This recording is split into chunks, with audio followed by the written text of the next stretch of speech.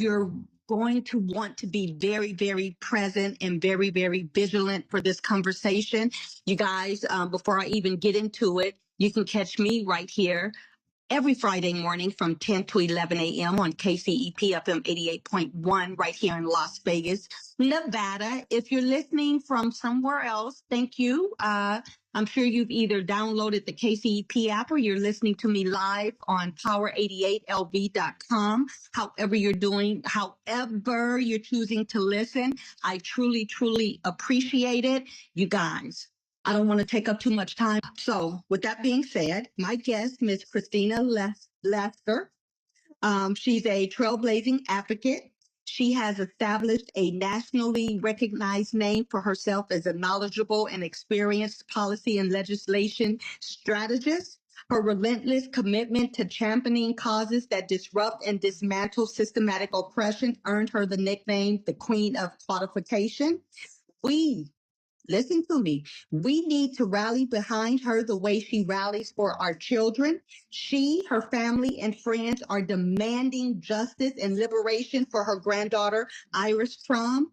The case of Iris Crum starts with a fraudulent claim of abduction by her father, Anthony Crum, a white man, against her mother, Khaila Wilks Czereda, a Black woman.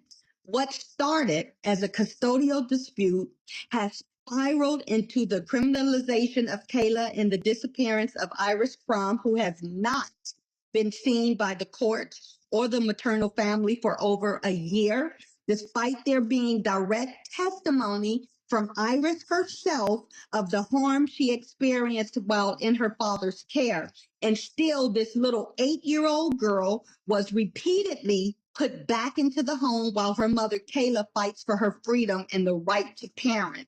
I am needing you guys to pull up. I am needing you guys to come close and connect to this very important conversation I'm having with Christina Laster about what's going on with the criminalization of her daughter, Khaila Wilks Czereda, and her granddaughter, Iris Crum, being trafficked by a legal system's failure to recognize the truth.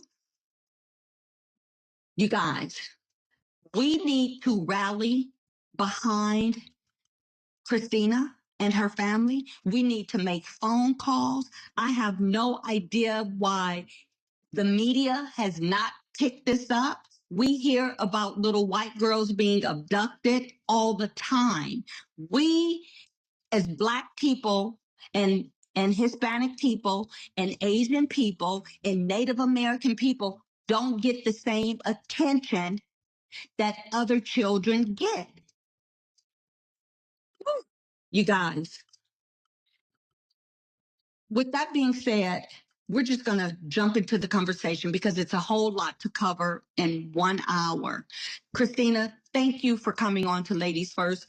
Thank you for wanting to be transparent on what's going on. I mean, it's unbelievable that as much as you rally behind our children, that we're now needing to rally behind you. Well, find it not strange because anytime, and I've said this for years, anytime you step up to fight for Black children, for special needs children, for poor children, expect the system to at some point attack and get upset. I've said this. Now, if we look at the elements of human trafficking, let's talk about that. That involves the exploitation of a person, often achieved through force, fraud, coercion, and by exploiting a person's vulnerabilities. There's nothing more vulnerable than children. Children and elders, we say, right? People that are disabled.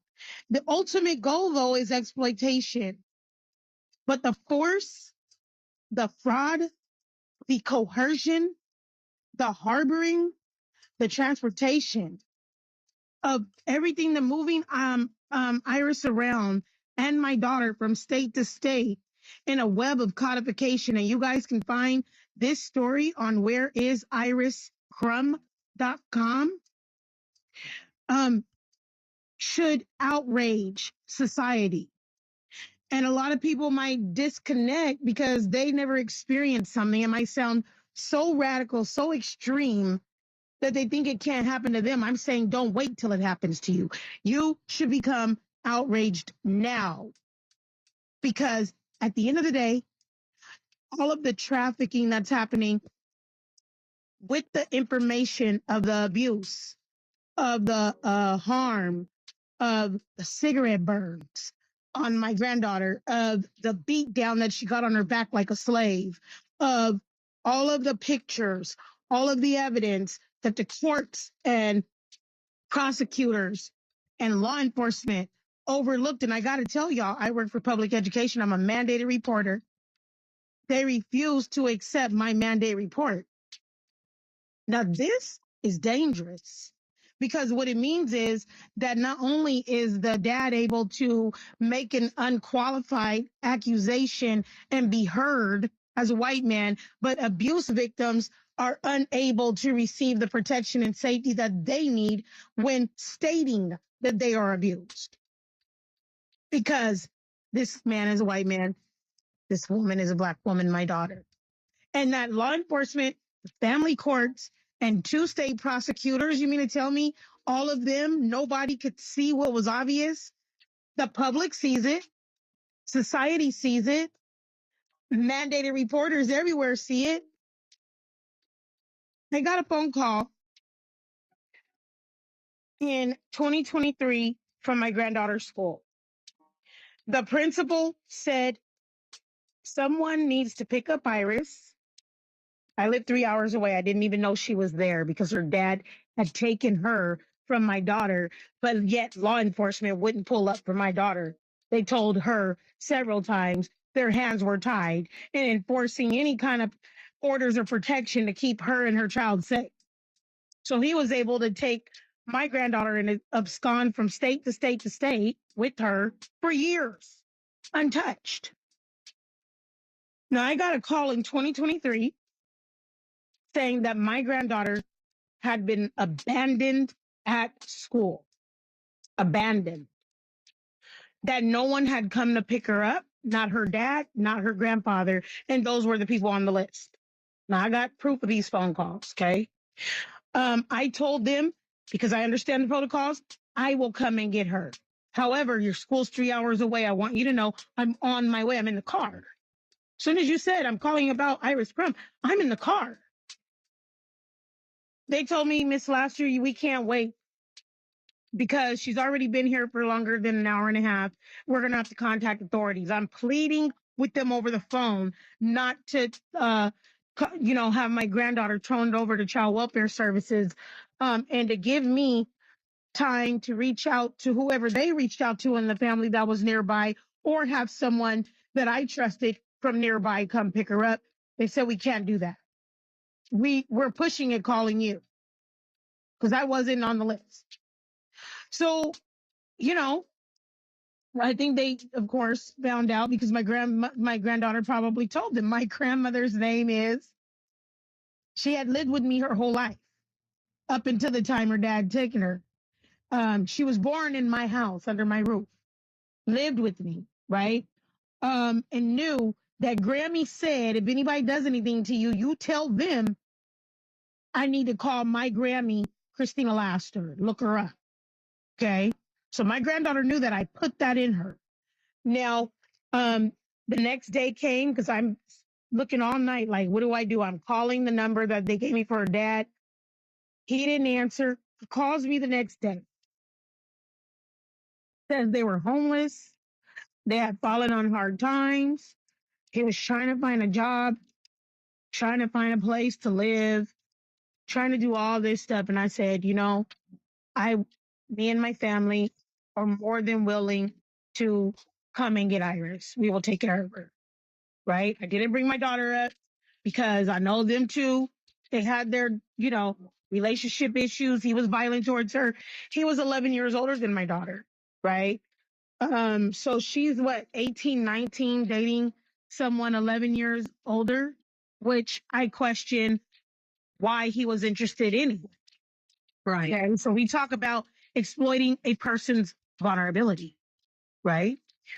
Um, so we make a date to meet up. I get Iris and all her clothes. I was gonna throw them away. I don't want that stuff because I can get my own stuff. But I just want my granddaughter. We meet up. I give her a bath, wash her hair. She got cigarette burns all the way down, her arms, on the back of her body. Uh, Her skin was broken. She had scabs from being beat so bad on the back, that it broke her skin and left configurations like she was, a slave. Think about the imagery on that. And so I immediately start calling my educator colleagues, got a neighbor, roll the video, take the pictures, because I'm thinking, what am I got myself into, as the grandmother, So I'm trying to document all this and do the right thing. Now, I did all of that, and then I said, call my daughter. My daughter said, Mom, I have the custody order right here. Um, my daughter's living at Tennessee at the time. She's remarried and has a younger child and has a baby on the way. I said, okay, you know what? We're going to get you Iris because she don't need to be here, but you need to notify him and the courts of this abuse and the harm and file your own reports because you're the mom. They need to hear from you that he abused your daughter like this, my granddaughter. So we did all of that. She was in Tennessee with her mom, and her stepdad had contacted the Department of Children's Services. They came to the school and did a report. Iris told them the California Child Protective Services and the Tennessee Child Protective Services that her dad not only burned her as a form of punishment and beat her with items, but that he had also poured hot sauce in her mouth when she acted up. Now, if you add all of those things together, hot sauce in your mouth, beating you on the back, burning you with cigarettes as a form of punishment, that's what you call torture and abuse. Torturous abuse, okay? That he also admitted supporting the hot sauce. But when Child Protective Services asked her how she got the burns, he said he was cooking bacon in the kitchen and she got burned. Now, you mean to tell me this baby is running through a kitchen naked and got burned? Because she would have had to have a whole pot of grease fall on her, the level of burn she had on her. And then he told the Child Protective Services that she was playing near a pile of rocks. And that's how she got all them marks and bruises and, stuff on her back. Now, you mean to tell me that you look like you hit her with objects and the child is telling the workers what happened to her? Mm-hmm. She told the child welfare services what happened to her. And, her dad comes with these things and they do nothing. They didn't do anything. Nothing. Both states have my statement, my granddaughter's statement, the pictures, prior CPS complaints against him coming from neighbors in the school. And they did nothing. Okay, so Christina, I just want to make sure that we're clear. So this is transpiring in two different states. It initially started in California, where he left her at school. The school didn't give you enough time because you were 3 hours away to pick up your granddaughter. So then they called Child Protective Services. They didn't call Child Protective Services. They had called them on another occasion. So that's how come when the worker gets the reports, they see all the calls that were made. And both of the workers mention in their summary and findings that calls had been made about his abusive uh, behavior conduct towards Iris. Mm-hmm. That's how I found out that prior to the date of the school calling me, they had reported him for sending her to school with soiled clothes for over a week. Mm-hmm. Mm-hmm. That was in the report. Mm-hmm. There was also an occasion where law enforcement had stopped him because he was drunk in public with a weapon of some kind, and he had Iris locked in the car. And they didn't take her then? No, but all of this is in the report. But then isn't that neglect on his part already? Like forcing, like the officers see this. Isn't that neglect? I mean, they literally see it with their own eyes. Yeah, it's in the report documented by the San Diego County Sheriffs. Somebody explain this to me because I would like to know too, because if it was me or you, instantly, kid's gone. For sure. For sure. Okay, but I'm sitting here reading through the reports, like the CPS reports, the Child Protective Services reports, like, wait a minute, on this occasion, and this occasion, you could have intervened and it wouldn't have got to the point where she was burnt with cigarettes and beat on the back like a slave. But you didn't. So then I'm trying to get the system to do their job. I'm doing all kind of stuff. Now my daughter's in Tennessee because that's where she lived. She moved away from California, got married, started her new family in Tennessee. After law enforcement here didn't want to help her retrieve Iris.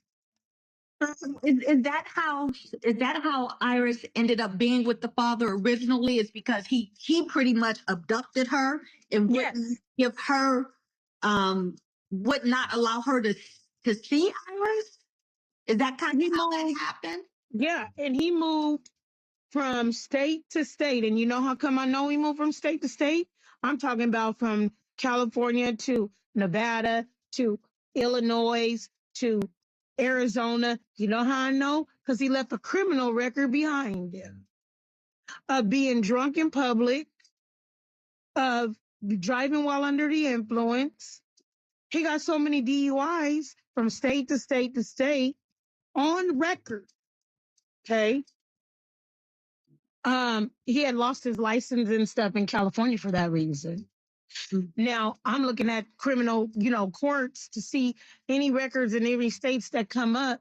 And this is how I was able to piece that together because the law enforcement didn't want to do nothing. So I'm sitting here piecing everything together on my own. Find out what happened to my granddaughter. Okay. So in 2023, when you got the phone call from the school, is when all of this started to just really go bad. Okay. So your daughter. No, we ended up having my daughter. My daughter ended up getting Iris. She had her custodial order, all of those things. She emailed him and told him, I'm turning you over to authorities for the harm that you caused Iris. I'm going to have it investigated. She will immediately be taken to the doctor, immediately be taken to the therapist, but she will be in my care from here on out until, further notice, whatever, right? He waited 3 or 4 months. And he is her father. We're speaking of the father. Yes. 3, 4 months later, after he brought her to me, he decides he gonna go into a whole other county court in California because they don't share custodial orders. You got to notify them that there's another order. Okay. And told them that she had been abducted and taken to Tennessee. Okay. And then that's how your daughter ended up with these fraudulent charges of abduction. Yes. When he brought your granddaughter to you, and your daughter filed she went to the courts and did everything that she was supposed to do legally. Right. And then she takes her daughter and she goes to Tennessee with her. Now, I asked the prosecutors, how did she get abducted when he brought her to me? Here are the text messages of our meeting location. Here are the voice. Now, I got voice recordings still to this date on my phone with him making arrangements to meet up with me. What time he was going to be there. All of this. Now, I have all of this. It has his number and his voice.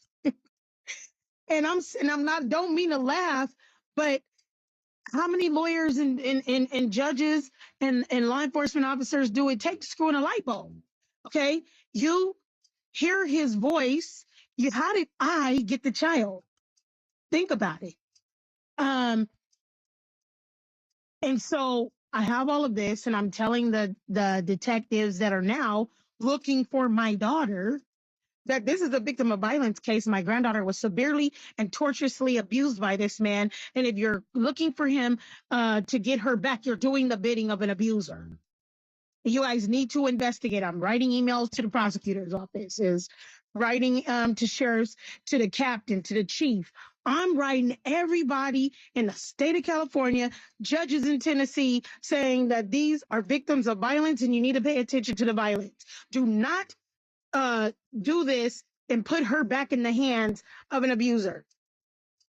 They ignore all of that. They go on the hunt for my daughter up until the point they even put out an Amber Alert and made her look like just a horrible criminal mother that did all of this. All they could say was she kidnapped her daughter and child abducted her and took her from California to Tennessee. When all she's trying to do is protect her, and he literally pretty much just Abandoned her. Right, because he gave her to you. Okay, Right. Your daughter had to go to court in San Diego, to family court in San Diego. Now, when she gets out of court, you have Tennessee So let me say, ready to extradite her. Now, how does that work if the court, okay, so what did the courts in San Diego say? So originally, criminal charges were brought up against her in 2 states, Tennessee and California.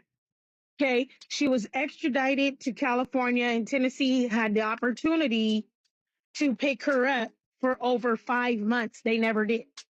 They didn't come and get her. Okay. California ultimately decided that public interest of justice to drop all criminal charges against her, because they took the minute to review the evidence.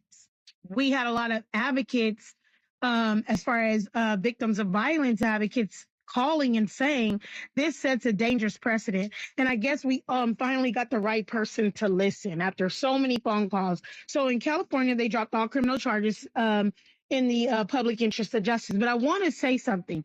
January 12th of this year, my granddaughter's father died in a motorcycle accident. He died in a motorcycle accident. My granddaughter was on the back of that motorcycle. We still to this day don't know the nature of her injuries, because what happened was his family, my daughter went to go get her to figure out what was going on. The dad's dead. In the state of California, we have Family Code 3010 under family law. If one parent is dead, is unable or refuses to take custody, or has abandoned the child, the other parent is entitled to custody of the child. She's telling the police, I have a custody order. My daughter was injured. I need her. And the police allowed the Crum family to hide and keep Iris from her mom. Okay, wait. Okay. This past January 2025, the father had your granddaughter on the back of his motorcycle. Driving drunk. He crashes the motorcycle, kills himself. You don't know what injuries your granddaughter has sustained. Rather than the officers or the courts or whoever give your daughter back her child, they didn't do that? Even though the San Diego courts dropped the charges against your daughter, then, legally, wouldn't your granddaughter Iris go to her mother? Yeah, that's what the family law code says. Police talking about their hands are tied. Judge writes an order, law enforcement to help the mom retrieve the child.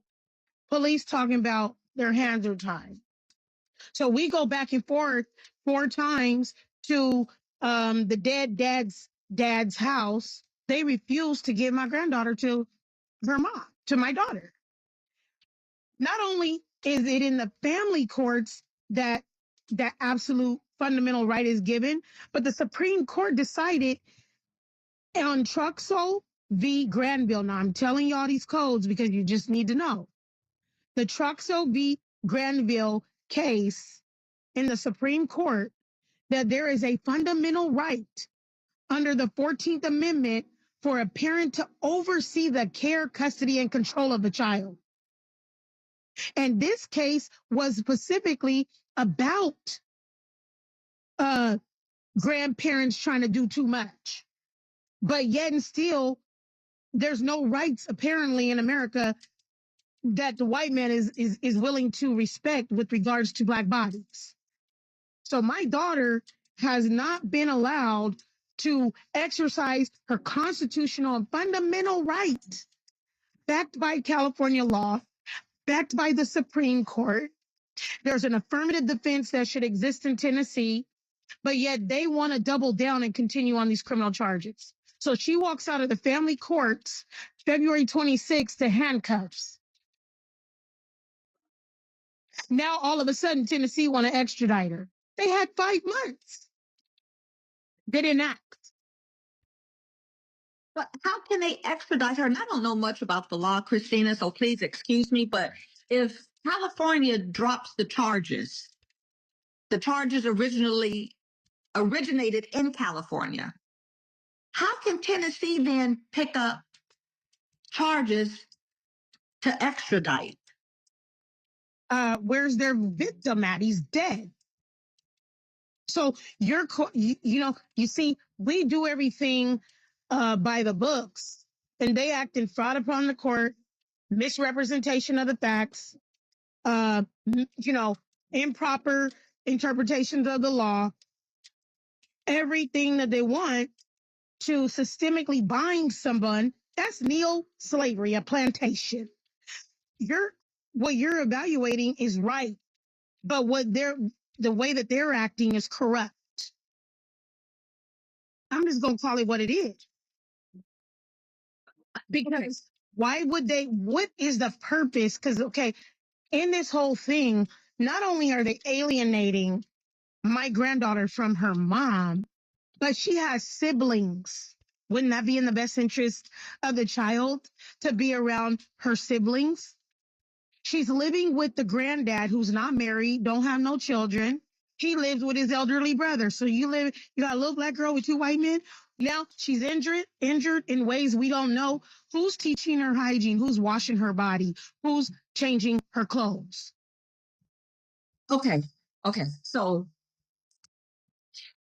are you fighting against, and I don't know, well, I guess it would matter, but are you fighting against a wealthy, prominent white family? I mean, So let me just tell you what Anthony Crum, before he died, told me. okay, now Anthony, let's for those that might just be tuning in or trying to get all the names right. Anthony Crum is the white father of your granddaughter, Iris Crum. Your daughter is Khaila Wilks Czereda. Yes. Okay. So when they first met and my daughter was pregnant, they lived at my house. Remember, I told you my daughter was younger, right? I asked Anthony, was he going to get his own place? What was the plan? The reason why they lived with me, and they lived with me for 2 to 3 years. Like Iris was 2 to 3 years old. That's how long they lived with me before I kicked them out for being drunken and abusive. He told me that Khaila and Iris were not allowed at his family's house because they were Black and his family was KKK. Okay, say that again because I'm sure people are. People are going. Wait. What? Okay, so say that again. He told me out of his mouth that Khaila and Iris weren't allowed at his family's house and that they would never accept them because they were KKK. We had conversations about this on occasion because I asked him, well, what made you not become KKK? And how did you decide that, you didn't want to live out that legacy? And he had told me over the years, he just knew it was wrong. He just knew that him being brought up under a KKK family wasn't what he wanted for himself. Evident in apparently him dating my daughter and having a mixed race child.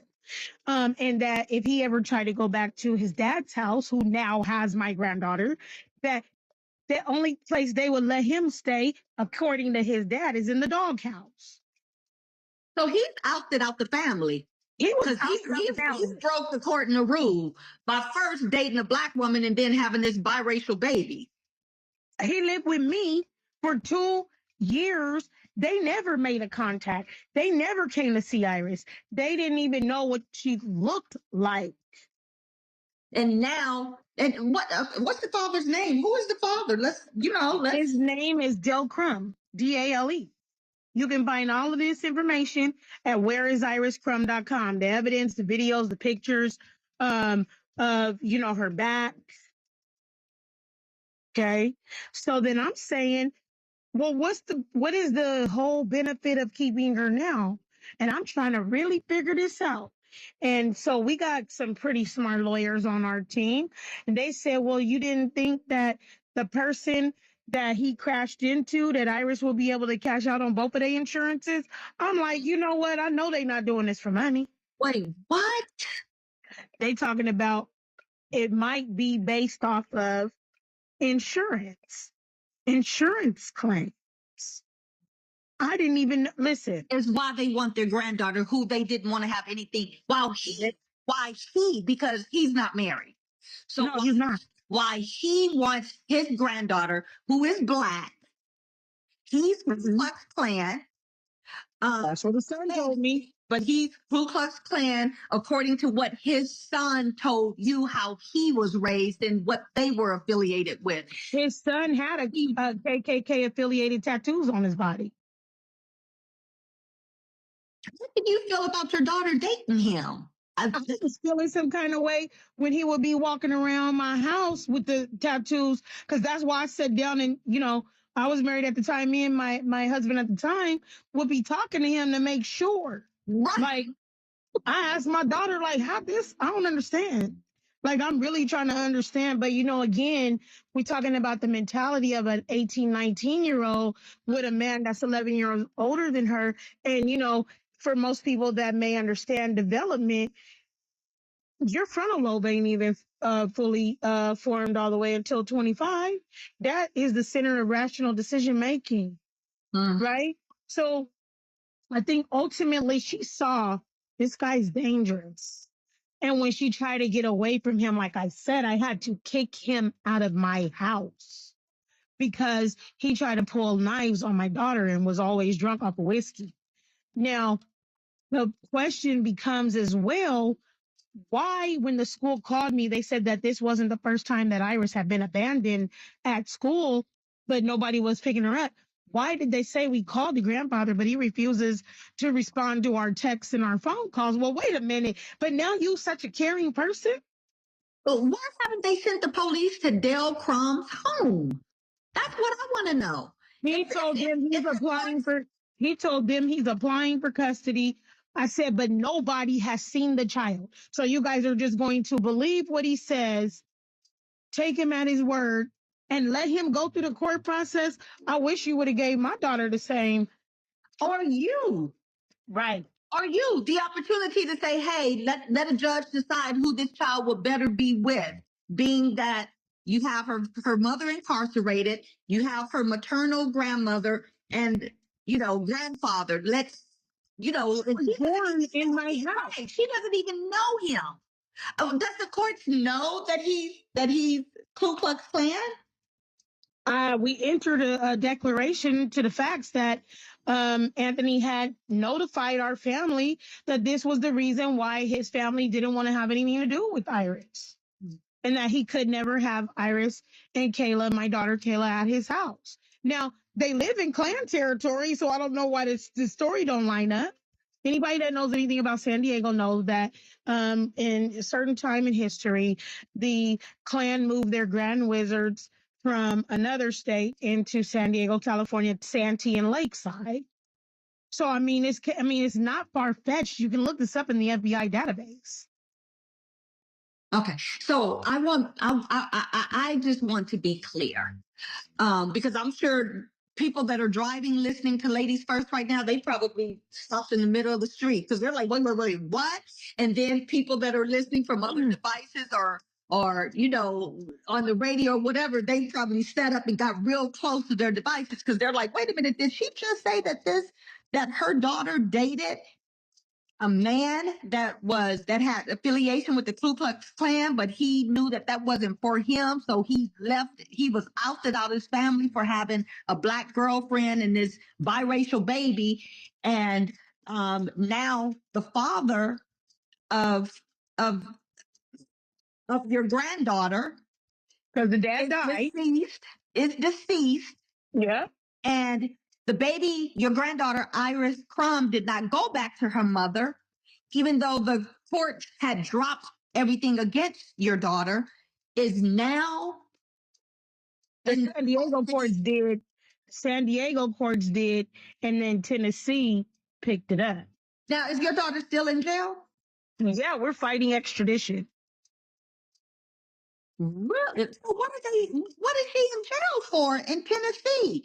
She's in California. She's in California jail because Tennessee in the San Diego courts, because my daughter was in the California courts, in the family courts, trying to get her child from this man who refused to serve. Who is right.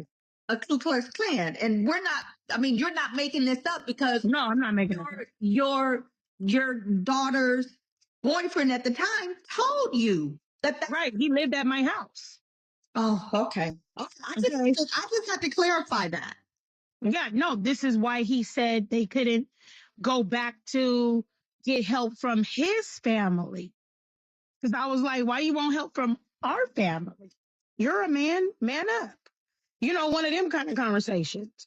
And so he was explaining why, and I wanted to know, like, wait a minute, you're the same thing that you're saying I needed to know. And I needed to also know that I would be safe in my home, and so anyway, over time he would answer questions like, yeah, when I was a teenager or when I was, coming up, this is what they taught me, but I knew it wasn't right. And so, I could see where he said, he tried to change his ways, but it took him a lot of learning and relearning to do. And, we would have these conversations with all the time. Right. And when he, like, some of the things, he'd be like, yeah, I can't even talk to my family because they only are one way and that's it. Okay. Now, you have to understand, 2 states were charging her with child abduction. The state with the actual superior order jurisdiction was San Diego, California. San Diego, California decided to dismiss the charges, public interest of justice. Okay. My daughter awaited for 5 months Tennessee to extradite her, and they did not. So when the motorcycle accident happens, she finds out he's dead. Iris was injured on the motorcycle. Any mom would do the same thing. I'm going to get my daughter. Let me find out what's going on with my daughter. She got alienated and pushed back at all angles, from law enforcement to the Dale Crum, the grandfather. She could not see Iris. She could not figure out what's going on with her. We don't even know how he left the hospital with a child with no custody. How do you do that? Somebody tell me that. How did he leave the children's hospital in California with the child with no custody papers? Somebody just had to lie or something. The judge asked him, how did you leave the hospital with a child? I said, look, I've been working in education for 30 years. And we can watch someone drop a child off in the morning, but if they ain't on that list, they not picking that child up that afternoon after school. I guarantee you that. You have to be on the approved and authorized list. And the only people that can put you on the list to do such things are the parents. And or you should have guardianship, and he didn't have nothing. He walked out of the hospital, what we found out in courts, with my granddaughter with no paperwork. Are you able to sue the hospital for that? I want to, because how many children are they allowing? Like, you mean to tell me that this man can come get this little black child? No papers, no nothing. She's injured, and he doesn't have to prove anything. He doesn't even have to prove that he has a conducive environment for her to heal in. Nothing, and can walk away. But when her mom, my daughter, tries to come and get her, she's barred on every side. And then she's going to court, fighting her case and trying to, I'm talking about her family law case, not the criminal one, because San Diego dropped it. She's going to family court trying to get her child back. And on February 26th, walked out and they handcuffed her, saying they had a warrant from Tennessee for her arrest. She's been in jail since then. We're fighting extradition so that she's not sent to Tennessee, because they don't even, how do they even have jurisdiction? Every single last one of the people in this case were born and raised in California. And it initiated in California. Exactly. Okay.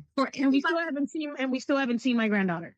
And you don't even know what the injuries were that she may have sustained from the. I don't even know where she's at.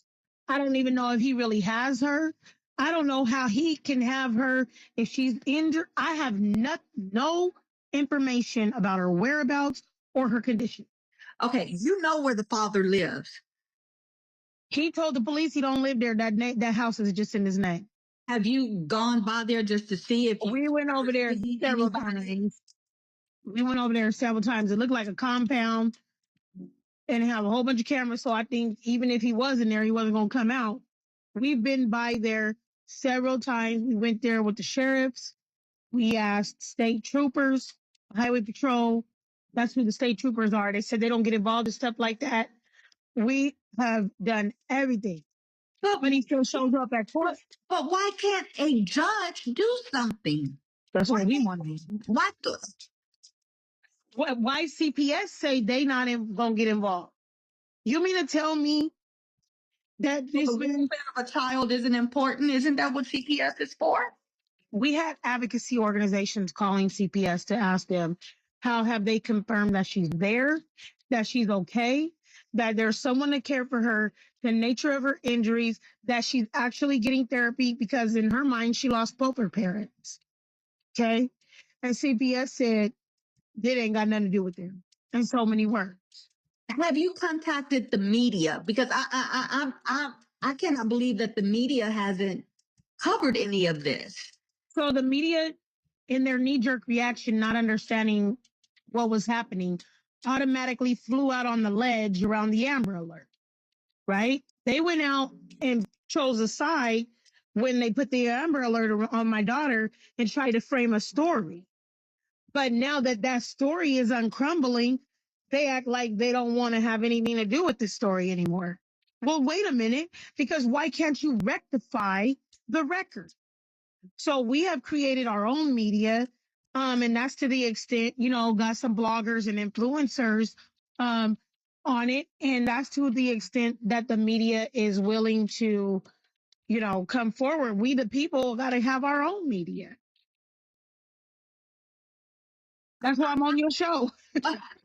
Exactly. And thank you for being comfortable enough with me to bring this story forth. Thank you for trusting me that we could have an open, transparent, real, raw conversation about what's going on without me telling you, well, you can only say this or you can't say that. I mean, I want you to be as transparent as you want to be, as you need to be, because anybody that's listening to Ladies First right now, listening to this conversation about everything that you and your family are going through and your granddaughter, to be ready and willing to make whatever phone calls need to be made. Now, if we could make a phone call, could you give us a number or anything to where we could make a phone call, where we could write letters, and even, you know what?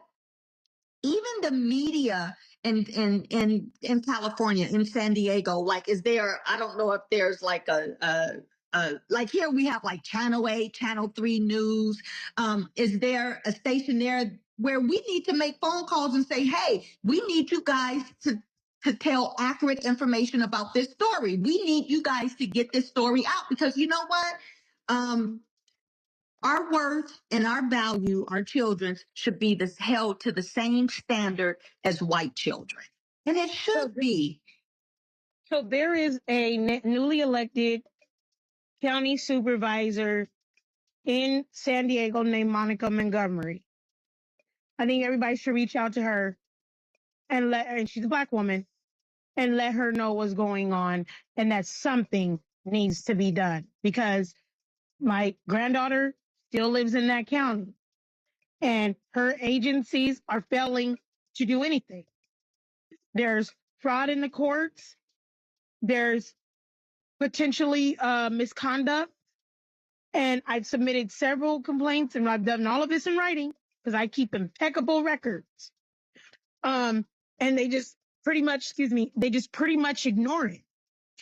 The next person that needs to be contacted is Attorney General Bonta of California. Okay.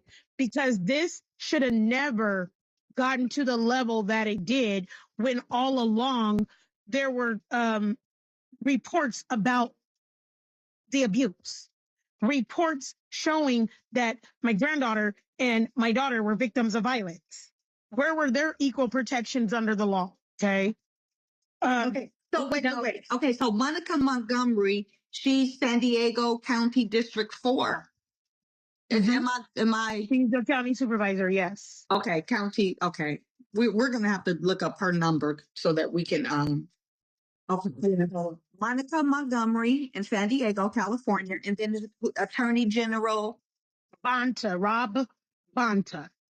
How do you spell that last name? Bonta. Okay, Rob Bonta. Okay. Right. And then the person that I also want people to reach out to and demand that they let my daughter go as far as their case against her based all on fraud is the state of Tennessee. They have no authority and jurisdiction. They need to release those charges, turn and do the right thing. And that would be the DA information that I had given. Let's see, that information is District Attorney Jennings Jones of Murfreesboro County in Tennessee. His number is 615-898-8008. District Attorney Jennings Jones of Murfreesboro County in Tennessee. Okay. Okay. And let's repeat that number one more time because I want to make sure people are getting these names so that we can write letters or we can make phone calls. And so you said the DA Jennings Jones, I'm sorry, repeat that for me. Jennings H. Jones, 615-898-8008. And we're waiting to hear from the public about the outrage of ignoring victims and working for abusers. Yeah, and give them your daughter's name because we need to make sure that when they're writing or calling these people, that they're mentioning your daughter's name. My daughter's name is Khaila Wilks Czereda. Now, I also want to reiterate that all of this information is on the website, whereisiriscrum.com. Yeah, and now spell Iris because, sometimes we spell our children's names differently. So let's make sure we have the correct spelling with everything. IRISCRUM.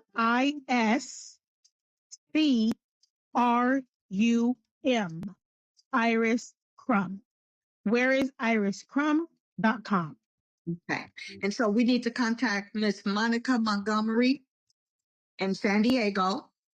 Also, Attorney General Manager Rob Bonta. And then in Tennessee, we need to contact Jennings Jones at 615-898-8008. And when talking or writing to any of these people, you need to make sure you put in reference to Khaila Wilks and Iris Crum. Wow. So let me ask you, have you reached out to any of our Black leadership? Currently, and have been for the past year, reaching out to them and eagerly awaiting support. I have, when parents have contacted me all across this nation as a part of the civil rights community and leaders, acted with urgency when it comes to children. I hope that our leaders, faith-based civil rights, human rights, victims of violence advocates will treat me the same way. Yeah, yeah. Let me ask you, have you ever felt or do you feel like this is retaliation for you fighting for our children? Do you feel that way? I do, and that comes based on my experience of hearing from other activists and advocates, right? That are currently also going through their own attacks. And I had one of them tell me the other day they're attacking our children for our advocacy, for us speaking up for our communities.